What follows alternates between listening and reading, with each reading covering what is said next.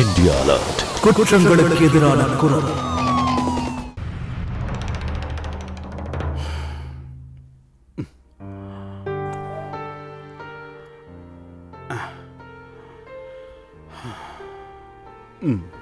என்னம்மா போனை போட்டு நோண்டிக்கிட்டு இருக்க?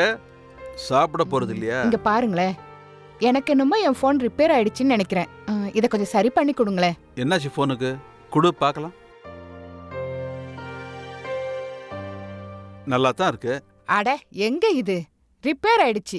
உங்களுக்கு தெரியுமா, 2 நாளா நம்ம சஞ்சயோட போன் வரவே இல்ல. இவ்வளவுக்கும் அவன் மறக்காம காலையில டெய்லி 11 மணிக்கு போன் பண்ணுவான்.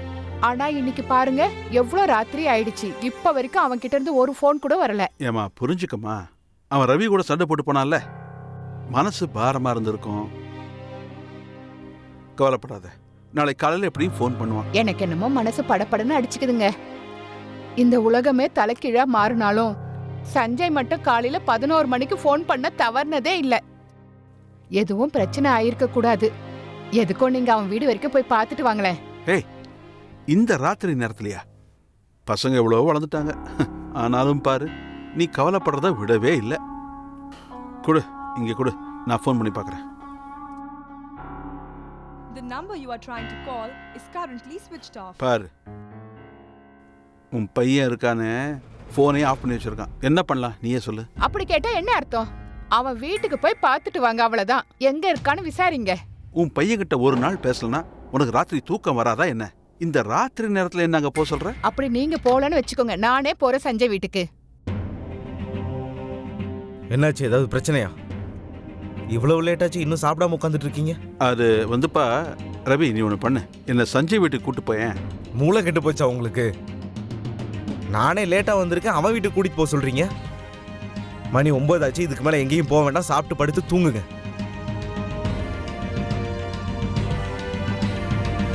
நான் பேசி பார்க்கறேன் அவன் கிட்ட. இந்த 2 பிள்ளைங்களும் ஒத்தனுக்கு ஒத்தன் எதிரிங்களா மாறி நிக்கிறானுங்க.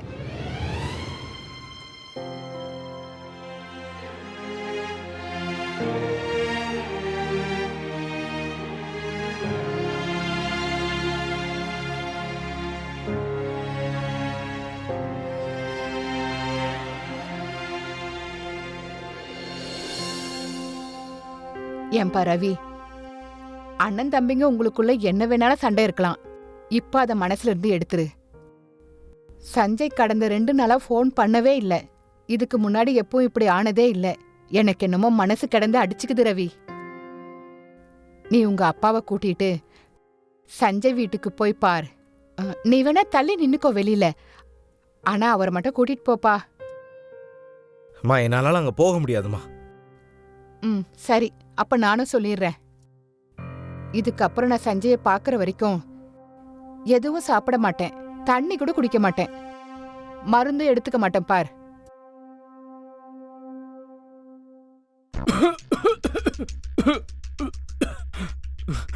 நல்லதா போச்சு, சரியான நேரத்துக்கு நாம வந்தது. இல்லனா ஏமா, இல்லனா என்ன நடந்திருக்கும் பாருங்க. உயிர் பொழைச்சதே அதிசயம்தான். அவெல்லாம் புருஷனே கிடையாது, சரியான மிருகம். எவனாவது கட்டின பொண்டாட்டிய உயிரோட எரிக்க பாப்பானா? என்ன புகையா இருக்கு? என்னாச்சு மருமகளே? என்ன நடந்தது? என்ன? அது சரி, அப்படின்னா நீங்க தான் இந்த சஞ்சயோட அப்பாவா? ஆமா. பாருங்க, உங்க பையன் பண்ண கூத்த போய் பாருங்க. அட ஏமா நீ ஏன் இப்படி அழுதுகிட்டு இருக்க? விஷயத்தை இவர்கிட்ட சொல்லுங்க. சொல்லு மருமகளே. நான் என்ன சொல்றது?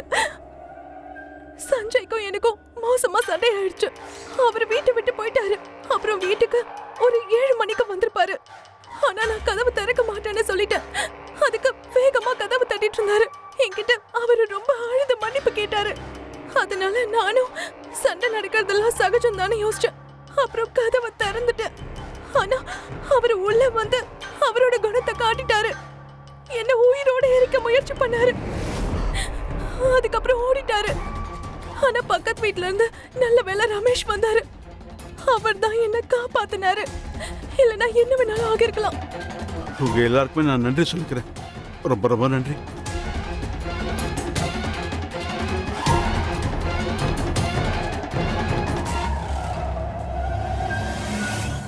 என்னது? ஆமா, புரியல. எந்த நேரத்துல நாம அவனை பெத்தோமோன்னு இங்க வந்து ரவியோட சண்டை போட்டான். அங்க மருமகளை உயிரோட எரிக்க முயற்சி பண்ணிருக்கான். இல்ல, நம்ம சஞ்சய் அப்படிலாம் பண்றவன் இல்ல. நேர்ல பார்த்துட்டு வரோம் நாங்க. எரிஞ்சு போன சாமான்லாம் அங்க கிடக்குது. அக்கம் பக்கத்துல உள்ளவங்க தான் மருமகளுக்கு ஆறுதல் சொல்லிக்கிட்டு இருக்காங்க. ஆனா சஞ்சய் ஆளே காணோம். அட கடவுளே, ஏன் நம்ம சஞ்சய் இப்படி எல்லாம் பண்றான்? நம்மள பத்தியாச்சும் அவன் நினைச்சிருக்கணும்ல. நம்ம மருமக, அவளுக்கு தீகாயம்லாம் எதுவும் ஏற்படலையே, நல்லா தானே இருக்கா அவ? நல்லாதான் இருக்கா. ஆனா அவ வீடு மரியாதை எல்லாம் முழுசா எரிஞ்சு சாம்பல் ஆயிடுச்சு. அக்கம் பக்கத்துல உள்ளவங்க தான் அவளை காப்பாத்திருக்காங்க. ஆமா, நீங்க அவளை அங்கே விட்டுட்டு வந்திருக்கீங்க. அவளை இங்க கூட்டிட்டு வந்திருக்கலாம்ல. எவ்வளவு நம்பிக்கையோட அவங்க வீட்ல அவளை நம்மள நம்பி ஒப்படைச்சாங்க. இப்ப நம்ம பையன் தான் இப்படி மாறி போயிட்டான். அதுக்காக அவளை அப்படியே விட்டுறதா நம்ம மருமகளை விட்டு கொடுத்துட்டு இப்படி பொறுப்பில்லாத தினமா நடந்துக்கணுமா நம்ம? என்ன பண்ண சொல்ற? அவளை தலை நிமிர்ந்து பார்க்கவே முடியல. நான் கண்டிப்பா அவ பாதுகாப்புக்காக நம்ம ஏதாவது பண்ணித்தான் ஆகணும்.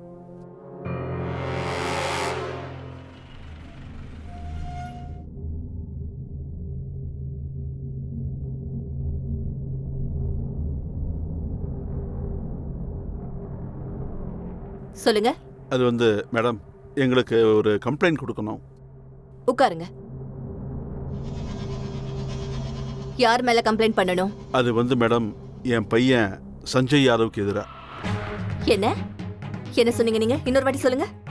மேடம், சஞ்சய் யாதவ் என் பையன். அவன் தன்னோட பொண்டாட்டியை எரிக்க முயற்சி பண்ணியிருக்கான். அதுக்கப்புறம் தப்பிச்சு ஓடிட்டான். ஆமா, உங்க மருமக பேரு ரீட்டா சஞ்சய் யாதவா? ஆமா. அசுதோஷ். Yes ma'am. சார் ஃப்ரீயா இருக்காரா பாரு. Yes ma'am.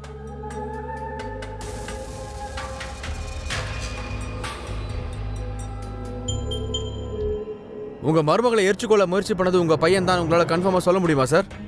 ஆமா சார். இவ்வளவு பெரிய சம்பவம் நடந்திருக்கு, ஆனா ரீதா இன்ஃபார்ம் பண்ணவே இல்லையே. யார் சார் இது? சார், இது என் 2வது மகன் ரவி.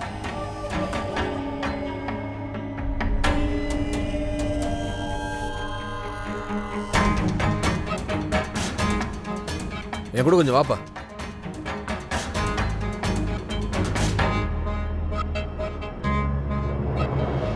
எவனாவது இப்படி இந்த மாதிரி பண்ணுவானா? ஏங்க நீங்க வேற, நீங்க எதுக்கு கவலைப்படாதீங்க, நாங்க இருக்கோம். விட மாட்டோம் அவனை.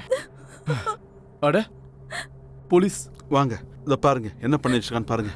நீங்களே பாருங்க சார்.